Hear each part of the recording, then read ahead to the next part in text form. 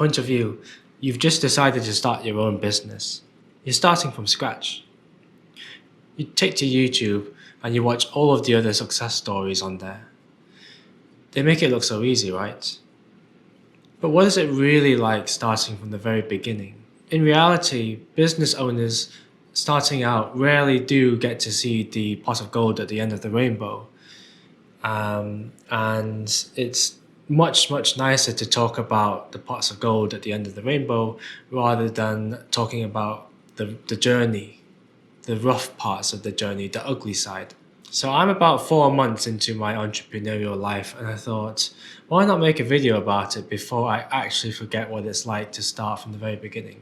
I used to be in a full-time job, working 40 hours a week. I knew I wanted to set up my own thing. It was just a case of what was that thing. At some point whilst I was working, I was thinking through all of my pain points, and I was thinking about a particular problem that I could try to solve. Then eventually I quit my job and dedicated all of that time to pursue building out that solution. Why I decided to do that would be a story to tell for another video, but basically this was all set in motion months and months before I resigned. My industry is software engineering, but I had no web development experience for my career. So I started with one lone idea, zero web dev experience, a very limited professional network, and I'm certainly not a millionaire, like with a ton of money for investment. I was pretty much on my own as a solopreneur trying to work things out. I was a complete nobody. I knew my idea could address pain points that I personally have, and I decided I wanted to build something that I 100% wanted to use. So I went to work incorporating all the features I thought I wanted. My goal was to build a minimal viable product at speed, so I spent the next couple of months working hard on it, almost in a like tunnel vision. I had the wind in my sails. Nobody told me what to do and how to do things, and it felt great. The idea became a minimal viable product. The minimal viable product became a full SaaS website, software as a service. The brand and domain name, they were all established, and my public testing period for my SaaS website began. So what then? I had something to show, but at that point I had zero following. Nobody really had an idea what I was doing. So as a SaaS website, not having a strong digital presence is like setting up a football match in a wonderful stadium with a beautifully mowed pitch, but without any of the players or the spectators. Maybe a more relevant anecdote to that would be to have nobody there to look at all the sponsorship billboards on the stadium.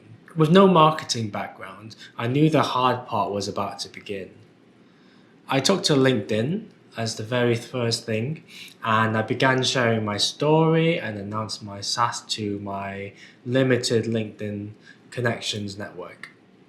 I spread the word about what I was doing a little bit to my former colleagues, and I let everyone in my network who was interested to follow up on what I was doing by leaving behind my links to my website and stuff like that. But I knew this would not cause a buzz at all. They definitely were not the real target audience for my solution. So I thought, wait, who are my target audience? I thought this same question over and over again. All this time, my way of thinking was that I was going to create a product that I knew would address my own pain points, but maybe perhaps someone else might have the same problems as I do and may find my product useful. And to be honest, that still is my same way of thinking. My professional network mostly made up of people who had very little in common, in my opinion, with what I was doing. My business was more of a business to consumer model. However, though, starting with posting simple blogs that I wrote about what I was building and posting them on LinkedIn did help to establish those initial foundations. Like, okay, I probably won't grow my brand solely from LinkedIn, so I had to look at several other sources. So I talked to Reddit, and as someone who never used Reddit in my life, I created a personal account, posted on subreddits that I was interested in, and I felt like I could add value to. Now, if you know how Reddit works, you get upvotes and downvotes on your comments and your posts, and you kind of accrue this karma count, I guess you would, to reflect on your online Reddit reputation, if you would.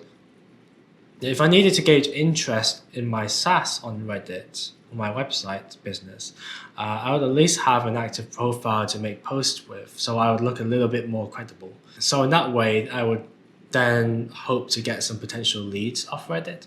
I've seen plenty of people plug their businesses on Reddit, and so often people have just been hit with animosity and, or worse, generally absolutely no interest in their business at all.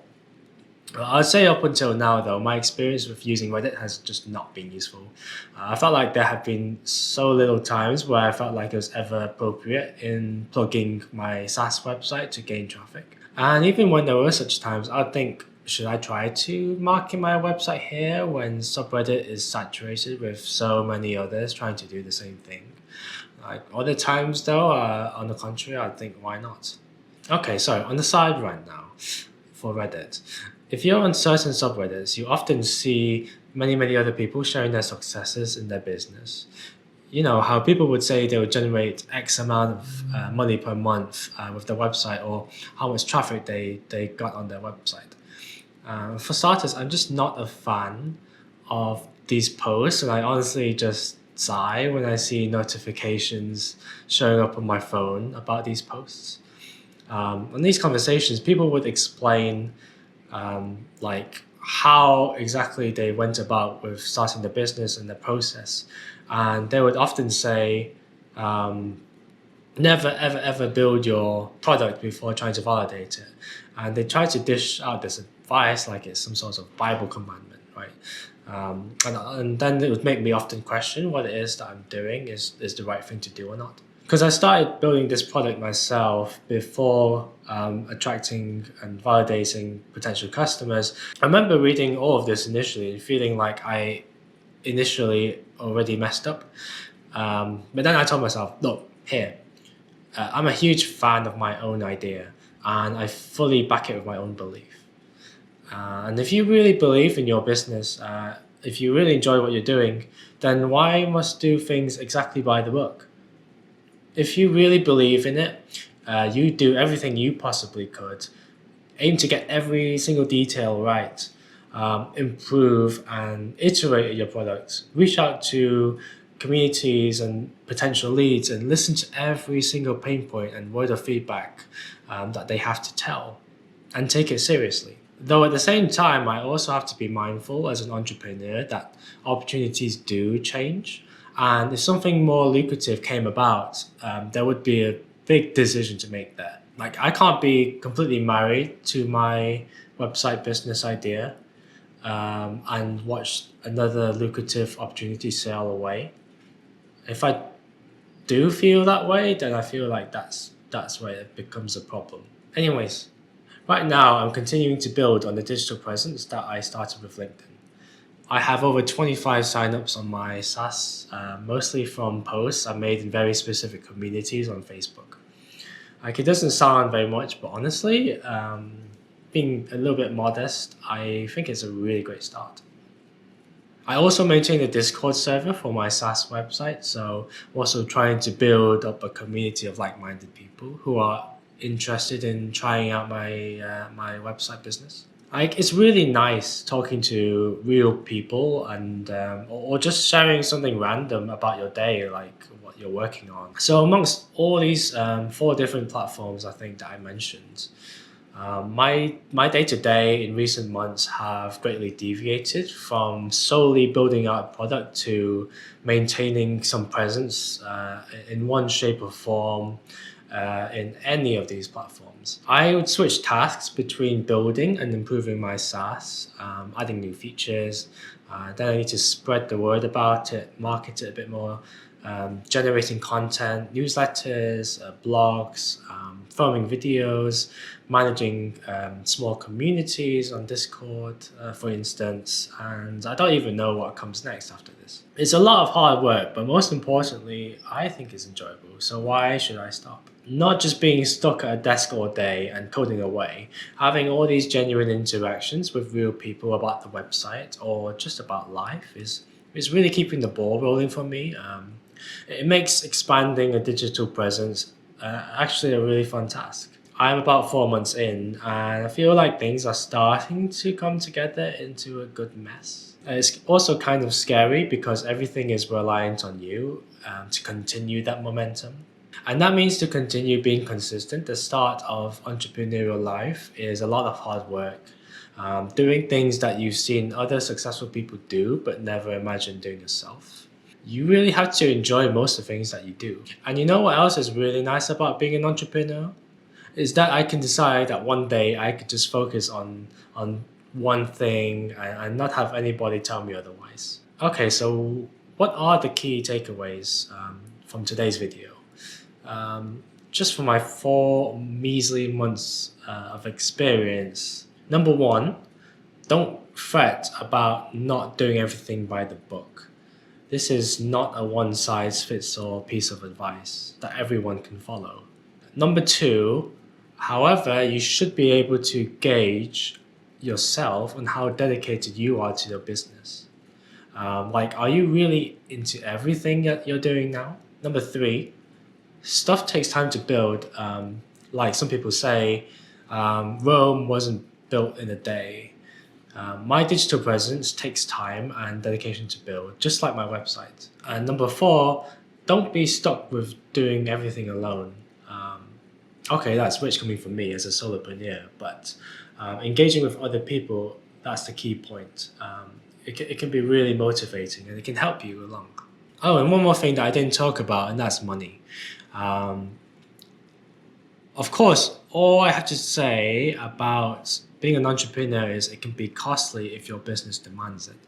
But also, it may take up a lot of time before you can actually start earning some sort of income that can sustain you. I mean, I haven't started monetizing yet. Like, I do have savings.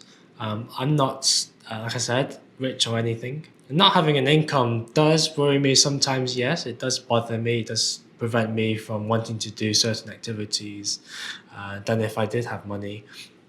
But at the same time, it gives me that drive to work harder. I tell myself every day to be patient and eventually results will come.